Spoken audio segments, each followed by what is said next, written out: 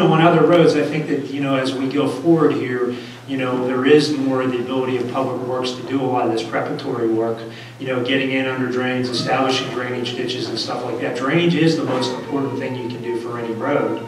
And as long as we're continuing that good preparatory work, then paying the pavers to come in and do the paving, which they do best. That's a good approach. We did this in North Strabane for a number of years on a lot of country roads, and they're very satisfied with the same approach, and it's worked well. Thank you. Any other questions? What are you going to put on the shoulder? You're not going to put number 3s like you do on Grange Road. I hope. I mean, you've got 5,000 pound millings up there. And then you know yourself, if you put them millings on the shoulder, eventually they're going to turn into asphalt, which would be a good thing. Yeah, we haven't talked about how we're going to reestablish the shoulder yet, but I think using the pavement base train, and I prefer to call it pavement base train, because what you're trying to do is keep the moisture out from underneath the roadbed. And then backfilling with 57s and then topping it with number 1s is a good way to go as far as addressing the berm. That's fine. I wouldn't recommend putting recycled asphalt on a hill that has that type of grade, because it's going to wash out. It's not going to stay there unless you do what I call a wet shoulder and put some type of binding agent with a wrap material, recycled asphalt product. Normally you run it through a put mill, you use an emulsifier on it as a binder, and then you can put it in place. But without that additive, without using a wet shoulder, that material will just migrate down the hill and accumulate at the bottom of the burn side. So I think in this situation, pavement base drain along with Astro number 57s with a layer of number 1s on top of it as the berm dressing, acting as a filter, and lateral shoulder support. I think this would be more than adequate to get that water and keep it out from underneath the roadbed. Because that's where the destructive nature of the freeze-thaw cycles comes from. Water's trapped in the roadbed, expansion, contraction, and next thing you know, the road's blown. And Ron, in this case, if we put a full storm sewer in, unless we put a storm sewer in as a combination under drain and laid a bunch of stone along the edge of the road, under drain is just as effective. And if you put the storm sewers in, all you're really doing is collecting the road water itself, where the majority of the water is coming off of the various properties towards the road there, and would still have to establish something to address that. So I think that's where I think the difference is when we say storm sewers. We want to address the drainage, and we will address the drainage as a part of this. We're just not putting in catch basins and pipe. But the elevations over there, and you know yourself, I've done a lot of jobs with Gateway. Whenever you come up with a job and they see something, they did it right.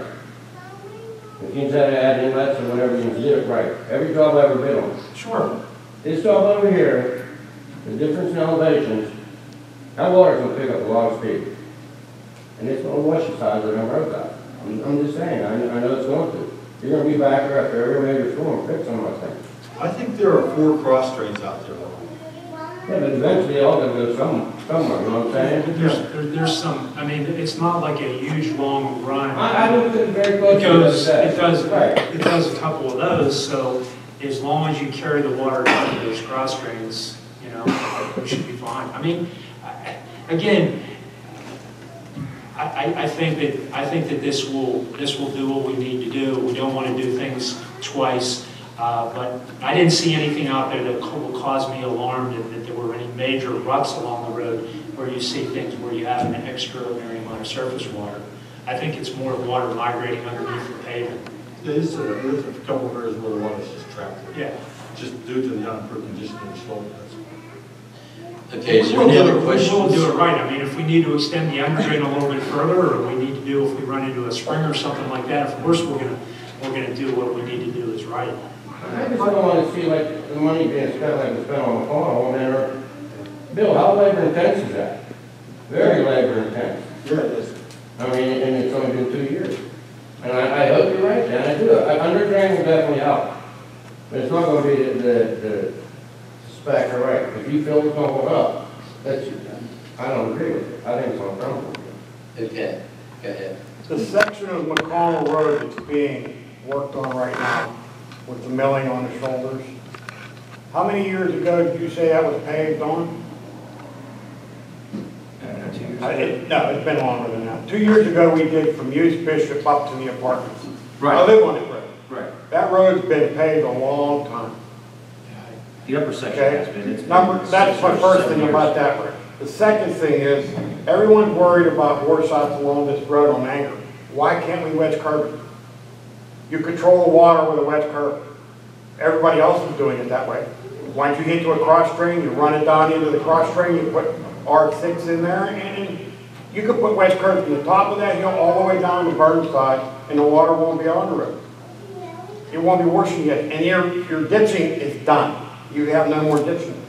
The only problem with a wedge curb is in the winter when you're plowing it, you get up on it, you lose a little bit of snow. But, you know, once you learn where it's at, you don't have to have a real, just a little one. Just to control the water from going over it. Am I right, Dan? Yeah, I mean, Basically, I don't know how much more cost that would be asphalt. No, I mean, wedge curb is a couple bucks a foot. It's not, it's not a huge number. No, if we need wedge curb, and that's a decision, I mean, again, I would look at that as a field decision we'd make once we get the thing opened up. I mean, on a hill like that, Ronnie's right. It's definitely, the water will definitely come down that road.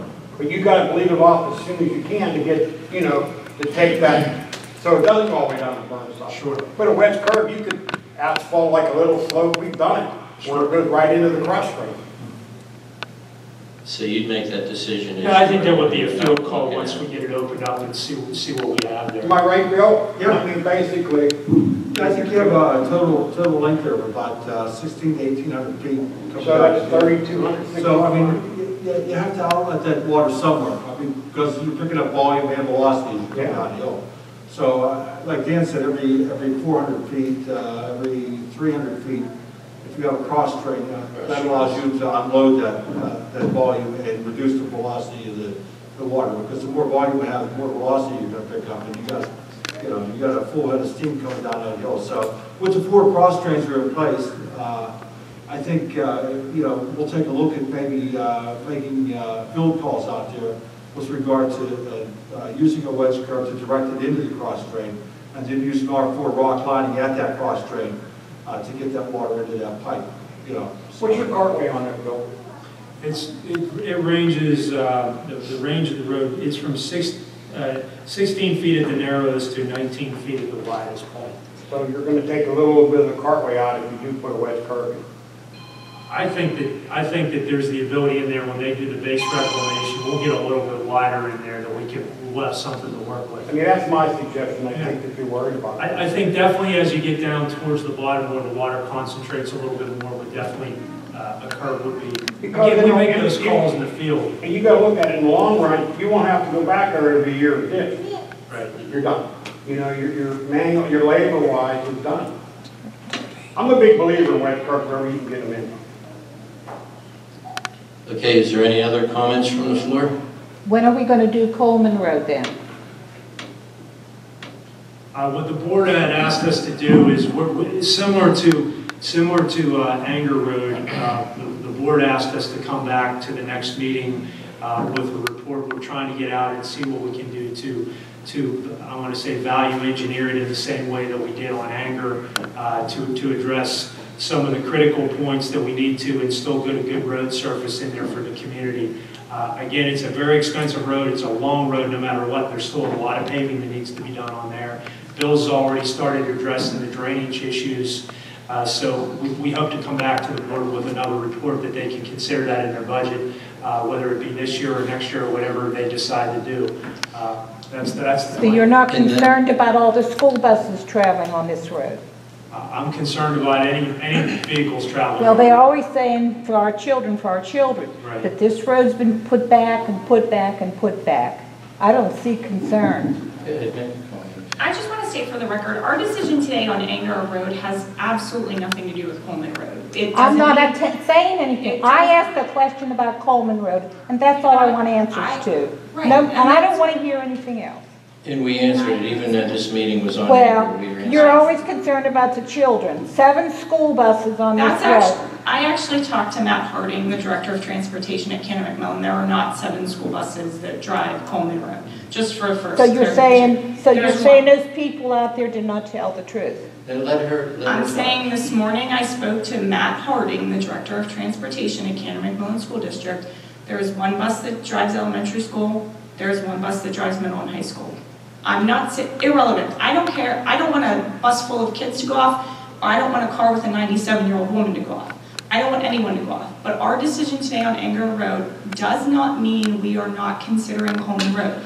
It is a long process. There are a lot of things to consider. We are in the process of doing it, and we will consider things for Coleman Road in the future. In the future. And that's exactly what, that's, We're relying on our engineers, our public works director. They encouraged us today to be here to make a decision on Anger Road. We will consider Coleman separately. We're not saying that we're not going to do it. So how many years has it been since they've taken care of that road? Taking care of what road? They don't take care of that road. Which road? Coleman? Coleman Road, it doesn't get taken care of. well, that's basically up to Bill to answer. But what you said to your question, though, was the fact of what are we doing about Coleman Road? This meeting really is about anger, but I will answer. We did mention it at the last meeting. We had said what Dan reiterated, basically, is to go ahead and review exactly what can be done on Coleman Road. And that's what he's doing right now. Shame on you. So once you decide on Anger, you're gonna put all your emphasis on Coleman? I would say we're putting all our efforts on any particular road. There are a lot of But what I'm roads. saying is you wanna get Anger out of the road now We are here today and concentrate. at the request of our public works director and our engineers who implored us to consider the work on Anger Road in connection with the developer's work on the other side from Overlook down to Technology. It's a cost savings to our taxpayers. It's South Point, it's going to South Point, we It's a cost take care of savings to our that. taxpayers to do the work in conjunction with it. Anger is in such bad condition, it's closed to through traffic. There's not one road in the township that I think is any more important than the other. But Coleman, yes, is under consideration, along with every other road in the township. And we are saving money by having a special meeting and moving forward while the contractor, instead of making them remobilize later on.